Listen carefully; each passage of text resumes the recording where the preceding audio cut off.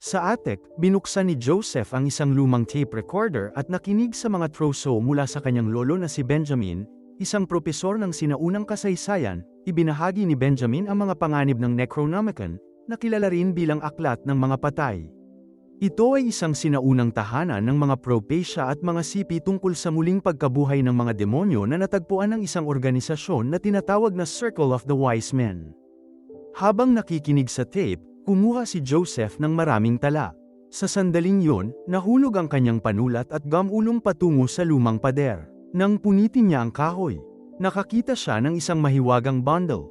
Gumamit si Joseph ng gunting upang buksan ito at hagdanan at nagulat sa bagay sa loob. Samantala, sina Leo at Jared ay nangingisda sa isang lawa. Nang makatanggap si Leo ng tawag mula sa kanyang kasintahan, pumunta siya sa kakahuyan para makipag-usap ng pribado. Nangingisda pa rin si Jared nang biglang may humila sa magkabilang pamingwit. Nahila ang walang nagbabantay na pamingwit ni Leo sa tubig habang desperadong sinusubukan ni Jared na ihagis ang huli. Laking gulat niya nang makitang bulok na ulo pala ito ng isang babaeng scout. Nabitawan ni Jared ang pamingwit at nahulog ito sa lawa habang tinatawag niya si Leo. Tumaas ang mga tali at pumulupot sa mukha at leeg ni Jared, dahilan para matumba siya habang sinasakal siya.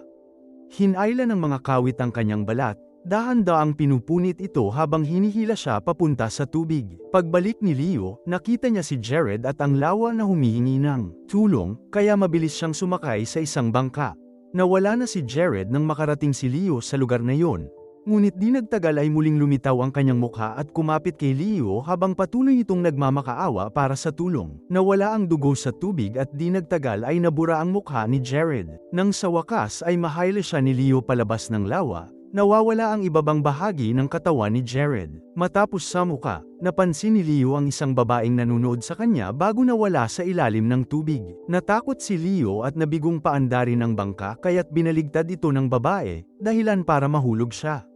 Pagkatapos ng ilang pagpupumiglas, nagawa ni Leo na muling lumitaw sa ibabaw ng lupa, ngunit nakita niya ang babaeng nakatayo sa bangka. Iginalaw niya ang mga kamay ng babae, nagsimulang kumulo ang tubig at napasigaw sa sakit si Leo. Nasusunog ang kanyang katawan habang 12-dosenang mga patay na isda ang lumulutang sa paligid niya. Napuno ng mga paltos ang balat ni Leo, nagawa niyang lumangoy papunta sa dalampasigan at bumagsak. Nilagpasan siya ng babae at tinawid ang kakahuyan upang makarating sa isang kalsada, kung saan siya ay nakatayong hindi gumagalaw hanggang sa Gum Abbey. Sa kalaunan ay lumitaw ang isang kotse at lumabas ang babae, kaya siya ay nasagasaan. Sa isang nightclub, ipinagdiriwang ni Joseph ang kanyang kaarawan kasama ang kanyang kapatid na si William, ang kanyang kasintahang si Thea at ang asawa ni Will na si Alice.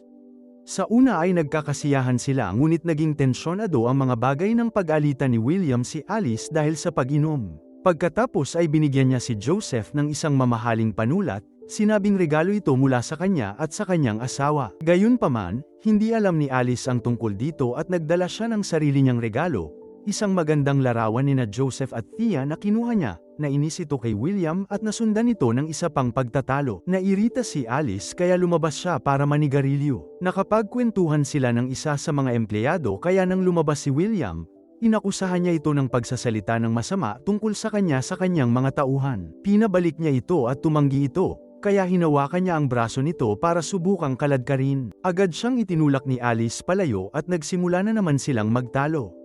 Binasag ni William ang bintana ng kanyang sasakyan at ang pagkadismaya para lamang masugutan ang kanyang kamay, ngunit isinisisi niya ang lahat sa kanya. Huling pang-iinsulto ni Alice bago umalis ng umiiyak. Pagkatapos, inalok ni Joseph na ihatid si William pauwi dahil lasing ito, ngunit hindi siya pinansin ni William at umalis sakay ng kanyang sasakyan. Napakabilis ng kanyang pagmamaneho kaya nang makarating siya sa kalsada malapit sa kakahuyan, hindi niya nakita ang babae at nabangga niya ito. Gamulong pababa ng burol ang sasakyan at bumagsak ng patiwarik, naiwan si William na nakakulong. Narinig niya ang babaeng umuungol sa sakit at sinubukang tumawag sa 911, ngunit aksidente niyang nabitawan ang telepono. Biglang tinawag ng babae ang pangalan niya habang dahan-daang humihiwalay ang ulo nito sa katawan niya. Isang nakakatakot na boses ang humiling sa kanya na dalhin siya sa kanyang pamilya bago ito mahulog at gamulong palabas ng kotse. Nagsimulang bigkasan ng ulo ang isang oras sayon, na siyang nagpapatay ng mga ilaw at naghigpit ng seatbelt kay William bago sinunog ang kotse. Sumabog ang mga bintana habang sinusubukang tumakas ni William ngunit hindi nagtagumpay. Pagkatapos ay tumawa ang ulo habang lumalaki ang apoy at napatay si William. Maya-maya, nagdaos ang pamilya ng isang maliit na misa upang magpaalam kay William at ang kanyang ina na si Susan ay nagsalita ng ilang salita. Tinanong si Alice kung may gusto rin ba siyang sabihin, ngunit ipinaliwanag niya na wala siyang inihanda sa korte ng mga magulang ni William. Nang dalhin ang kabaong para sa cremation, hiniling ng ama ni William na si Edgar sa empleyado na bigyan siya ng 5 minuto kasama ang kanyang anak. Nang mag-isa na siya, nagsimulang umiyak si Edgar at hindi makapagsalita. Sa sandaling yun ay nakarinig siya ng ingay sa loob ng kabaong at nayanig ang takip. Agad na kumuha si Edgar ng kawit na metal at paulit-ulit na hinampes ang takip hanggang sa makagawa siya ng butas. Isang nasusunog na itim na kamay ang humawak sa palso ni Edgar, na siyang nagpaso sa kanya. Napaatras si Edgar at pinagmasdan at nabigla kung paano tumayo ang nasunog na katawan ni William. Pagbalik ng empleyado, pinatay siya ni William. Pagkalipas ng ilang minuto, desperadong binusinahan ni Edgar ang grupo para kumbinsihin silang umalis. Ngunit hindi niya sinabi sa kanila ang nangyari. Sa lumang tahanan ng pamilya, natuklasan ni Susan na nasa kanya pa rin ni Joseph ang lahat ng gamit ni Benjamin at plano niyang magsulat ng libro tungkol sa kanyang pananaliksik. Galit niyang sinimulang itapon ang mga gamit sa isang basurahan, sinasabing ang kanyang ama ay nasa isang kulto at hindi isang mabuting tao dahil mas marami siyang oras na ginugugol kasama ang mga pantas kaysa sa kanyang pamilya. Nang magkasakit ang kapatid ni Susan, tuluyan na silang iniwan ni Benjamin, sinasabing kailangan niyang maghanap ng paraan para protektahan sila mula sa kasamaan. Kailangang alagaan ni Susan ang pamilya at hindi siya kailanman patatawarin. Pagbaba ni Joseph, nakita niya sina Thea at Alice na nahihirapang maisakay si Lola Polly sa kanyang chairlift. Sinampal ni Polly si Alice at inakusahan si Thea na isang magnanakaw. Kumalma lamang siya nang dumating si Susan, ngunit tinitigan pa rin niya ang lahat. Pagkatapos, inilabas ni Joseph ang bag na may mga gamit ni Benjamin at narinig ang matinding pag-ubo ni Edgar. Hindi niya pinaandar ang brush trimmer at ipinaliwanag ni Joseph na naubusan na ito ng gasolina. Kaya't nagalit si Edgar at nagmadaling pumunta sa basement. Habang naghahanap ng gasolina, nagulat si Edgar nang marinig ang boses ni William na humihingi ng tulong. Nang mag-imbestiga siya, sumara ng malakas ang pinto at sumabog ang lampara.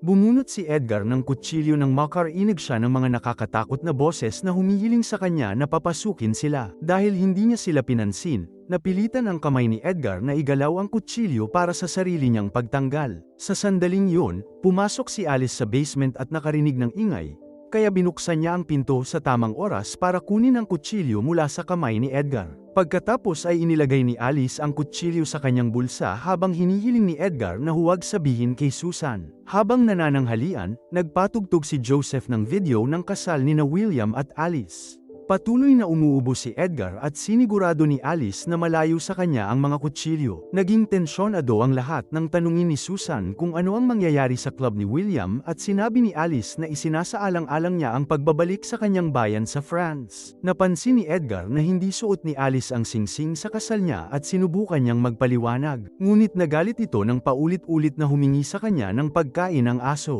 Pagkatapos ay nagkaroon ng nakakadiri na ugali si Edgar habang kumakain at idinyura ang kanyang pagkain sa plato. Lalo siyang nagalit nang sinisisi niya si Joseph sa pagkamatay ni William, sinasabing hindi niya ito pinigilan na sumakay sa kotse. Akala ni Edgar ay masaya ang pamilya na patay na si William at sinabing napunta siya sa impyerno. Nang muling hamina ang aso, paulit-ulit na sinaksak siya ni Edgar sa ulo gamit ang tinidor. Tumakbo si Joseph para pigilan ang kanyang ama. Ngunit nabasag ni Edgar ang isang bote sa ulo nito. Pagkatapos ay natamba si Edgar at humingi ng tulong habang nanginginig ang kanyang katawan. Isinakay ni Thea at Joseph si Edgar sa kanilang kotse at umalis papuntang ospital. May dala si Joseph na first aid kit at sinimulang alagaan ang mga sugat ng kanyang ama. Sa kalagitnaan ng kalsada, sinapian si Edgar at nagsimulang magningning ang kanyang mga mata. Bigla niyang kinuha ang gunting mula sa bata at sinimulang hiwain ang mukha ni Thea.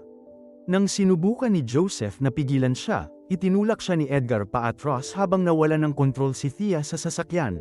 Tumalikod ang sasakyan at bumangga.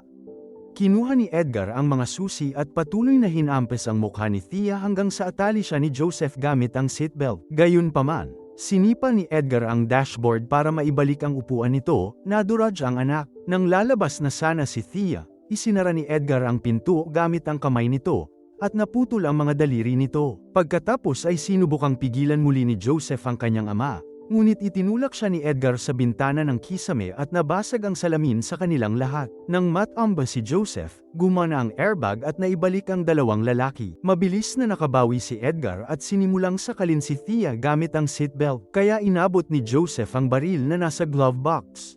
Itinuro niya ang kanyang ama habang hinihiling na bitawan si Thea, ngunit idiniin lang ni Edgar ang mukha nito dito, sinasabing gawin niya ito. Sa sandaling yun, natagpuan ni Thea ang extinguisher sa ilalim ng upuan at ginamit ito para punuin ng hamog ang sasakyan. Habang muling nilalabanan ni Joseph ang kanyang ama, sinubukan ni Thea na buksan ang pinto ngunit hindi nagtagumpay. Pagkatapos ay nagpasya si Joseph na tumakas sa sirang kisame habang hinihila ni Edgar ang headrest mula sa upuan, na ginamit niya upang hampasin ito ng ilang beses bago ito saksakin sa mukha at leeg. Pagbalik sa bahay, inilibing ni Alice at Susan ang aso. Pagkatapos ay dinala ni Alice ang pala pabalik sa kamalig at aksidente itong nahulog sa bag na may mga pananaliksik ni Benjamin, na naging sanhi ng pagkahulog ng mga bagay. Nang pulutin niya ang lahat, binasa niya ang mga tala ni Benjamin ngunit hindi niya maintindihan ang mga ito. Nagbasa rin siya ng isang spell nang hindi alam kung ano ito, na siyang nagbigay sa aso. Tumalon siya sa bintana at inatake si Alice, na kumuha ng isang pares ng gunting upang saksakin siya. Pagkatapos ay pumasok si Alice sa bahay ngunit hindi siya maintindihan ni Susan dahil nagsasalita ito ng Pranses. Sa sandaling yun ay bumalik si Joseph at sinabi sa kanila na pinatay ni Edgar si Thea. Pagkatapos ay may kumatok at nagulat si Joseph nang marinig ang boses ni Thea. Binuksan ni Alice ang pinto at pumasok si Thea na may mga dilaw na mata at ang headrest ay nakasabit pa rin sa kanyang mukha. Matapos tanggalin ang headrest, kumuha si Thea ng kandila at nag-toast para sa perpektong pamilya bago inumin ang tinunaw na wax. Sumunod ay hinarap ni Thea si Susan, kaya kinailangan siyang hilahin pabalik nina Alice at Joseph. Pagkatapos ng maraming pakikibaka, nagawa nilang ihagis siya sa silong. Tinawag ni Thea si Joseph gamit ang isang matamis na boses at natulala siya rito, ngunit kinaladkad siya ni Alice palabas ng silong at nilock ang pinto. Sumakay palabas ng bahay sina Susan, Alice, Joseph, at Polly para lamang matagpuan si Edgar. Sumitsit siya para tawagin ang aso at naglabas ng baril, sinasabing dapat patay na si Joseph at hindi si William.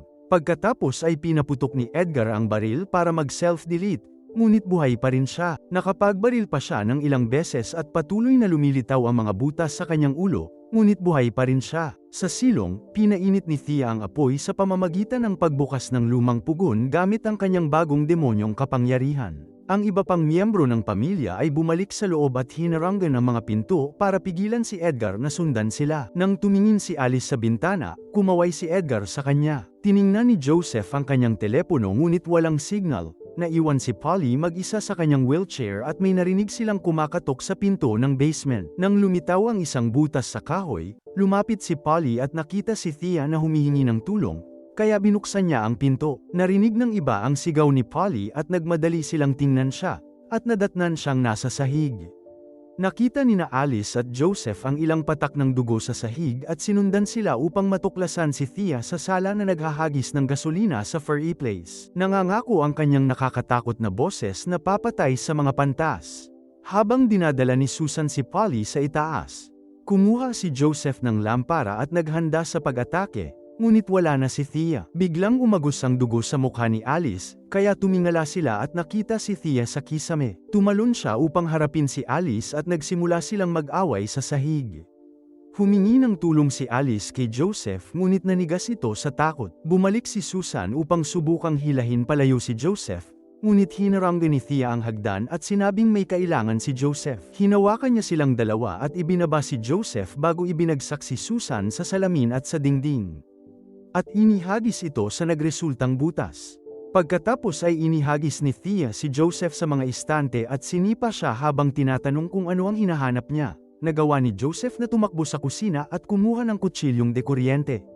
Lumapit si Thea ng sapat para gulatin siya, dahilan para mahulog siya sa isang tray na puno ng mga kutsilyo at tinidor. Habang itinutulak niya siya pababa para ipasok ang kubyerto sa likod nito, Sinaksak ni Joseph ang leg nito gamit ang corkscrew. Nang ilabas ito ni Thea, naputol ang leg nito. Sinabi niya ito dahil hindi niya kayang patayin ang kanyang ama ngunit hindi nag-atubiling atakihin siya. Sa sandaling yun, tinawagan ni Polly si Thea at sinabing mayroon na siya ng gusto nito. Sumakay si Thea sa itaas para lamang matuklasan na iniisip pa rin ni Polly na magnanakaw siya at inalok siya ng pera. Kinuha niya ang pustiso ni Polly at dinilaan ang mga ito bago muling isuot. Pagkatapos ay napansin niya na nawawala ang peking binti ni Polly. Biglang hinampas ni Alice si Thea gamit ang isang binti, dahilan para gamulong ito pababa. Nang makababa siya, paulit-ulit na binasag ni Joseph ang mukha niya gamit ang pinto ng dishwasher hanggang sa maging putik na lang ang ulo niya. Ang makitang marahas si Joseph ay nagpaalala kay Alice ng pang-aabuso ni Williams. Pagkatapos ay tinanong ni Alice si Joseph tungkol sa mga kakaibang bagay na nabasa niya sa notebook ni Benjamin.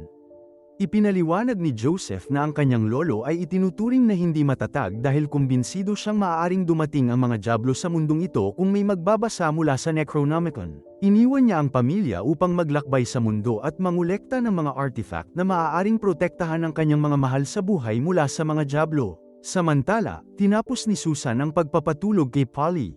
Nang malapit na siyang umalis, umupo si Polly at tinawag siya sa kanyang pangalan sa unang pagkakataon sa loob ng maraming taon. Lumapit si Susan at nakita ang kanyang ina na nakatayo sa kama na natatakpan ng bedsheet. Niyakap niya si Polly habang umiiyak. Sinasabi kung gaano niya ito nami-miss. Sinabi ni Polly na malapit nang magkita-kita ang buong pamilya at paparating na si William. Pagkatapos ay tinanggal ni Susan ang bedsheet at natuklasan na sinapian din si Polly. Nang may kumatok sa bintana, itinulak ni Susan ang mga kurtina at hinanap si Edgar, na nagsabing nami-miss niya ito. Binuksan ni Susan ang bintana at gumapang si Edgar papunta sa kisser, na sinapian din niya. Pagbaba, tumingin si Alice at napansin na wala na si Edgar. Ngunit nagulat siya nang tumahol ang aso sa kanya. Pagkatapos ay lumitaw si Susan at sinabing hindi nila kaaway ang mga demonyo, ang gusto lang nila ay ang Kondarian dagger na ninakaw ni Benjamin mula sa kanila. Biglang sumabog ang lahat ng ilaw at sinimulang bugbugin ni Edgar si Joseph habang patuloy na pinapatugtog ng TV ang footage ng kasal. Pagkatapos matamba si Joseph, inatake ni Edgar si Alice, sinabihan nitong huwag makialam sa mga usaping pampamilya. Tinawag ni Susan si Edgar dahil nangako siyang hindi niya sasaktan ang kanilang anak, kaya hinampas siya ni Edgar ng candelabra. Pagkatapos ay hinawakan ni Edgar si Joseph sa buhok nito at itinulak ang mukha nito sa bukas na ulo ni Thea. Sinabi ni Joseph na alam niya kung nasaan ang dagger para hilahin siya ni Edgar pataas. Pagkatapos ay sinaksak niya ang kanyang ama gamit ang panulat. Nagsimula silang mag-away sa buong silid at sinubukan ni Susan na protektahan ang kanyang anak, kaya inatake rin siya ni Edgar.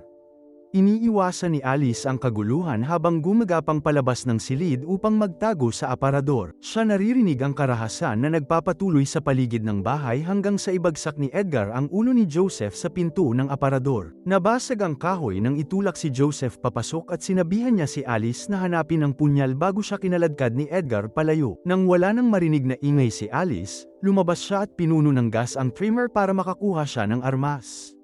Pagkatapos ay umakyat siya sa taas at nakita si Susan na duguan sa sahig, at naagad din niya ang atensyon ng isang larawan sa kasal. Sa sandaling yun, inatake siya ni Polly, nabasag ang ulo sa anumang lugar na maaaring gamitin. Pagkatapos ng ilang tama, itinulak ni Polly ang mukha ni Alice sa talam ng trimmer at sinaksak ang tainga nito gamit ang panulat. Gusto ni Polly na si Susan ang pumatay ngunit nang pipindutin na niya ang buton ng trimmer, dumampot si Alice ng isang piraso ng salamin at sinaksak sa mata ni Polly. Pagkatapos ay itinali niya ito sa chairlift at binuksan ito, kaya kinaladkad pababa si Polly. Matapos ang masakit na pagtanggal ng panulat sa kanyang tainga, naghanda si Alice na tapusin si Polly gamit ang kutsilyong kinuha niya. Ngunit nagulat siya nang bumagsak sina Edgar at Joseph sa kisame. Papalapit na sa kanya si Edgar, kaya kinuha ni Alice ang trimmer at si Susan at kinaladkad sila papunta sa banyo. Hinaranggan niya ang pinto gamit ang isang cabinet bago kumuha ng hair dryer, na ginamit niya para atali si Susan sa inidoro. Mayroon pa ring piraso ng panulat sa tainga ni Alice kaya tinanggal niya ito gamit ang sipit. Patuloy na nagrereklamo si Susan tungkol sa ginawa ni Alice sa kanyang pamilya, kaya sa wakas ay nagalit si Alice at sinabing ito ay palaging nasa kanyang pamilya habang ipinapakita niya sa kanya ang mga peklat na iniwan ni William sa kanyang katawan. Habang ginagamit ni Alice ang trimmer para subukang gumawa ng butas sa kisame, Sumuko si Susan sa pag-aari at inatake siya. Paulit-ulit silang nagbanggaan bago sila bumagsak sa bathtub, kung saan ginamit ni Susan ang mga kurtina para simulan ang pagsakal kay Alice. Ang kanyang demonyong kapangyarihan ay nagbigay daan sa kanya na umakyat sa kisame at iwan si Alice na nakabitin sa kanyang ulo. Nagawa ni Alice na kumuha ng pang-ahit at hiwain ang mukha ni Susan hanggang sa mahulog ito. Pagkatapos ay kinuha ni Alice ang trimmer at binuksan ito upang hiwain si Susan ng ilang beses para matambe ito. Ngayon ay maaari nang dumaan si Alice sa butas sa kisame upang makapasok sa attic, kung saan niya sinimulang hanapin ang punyal.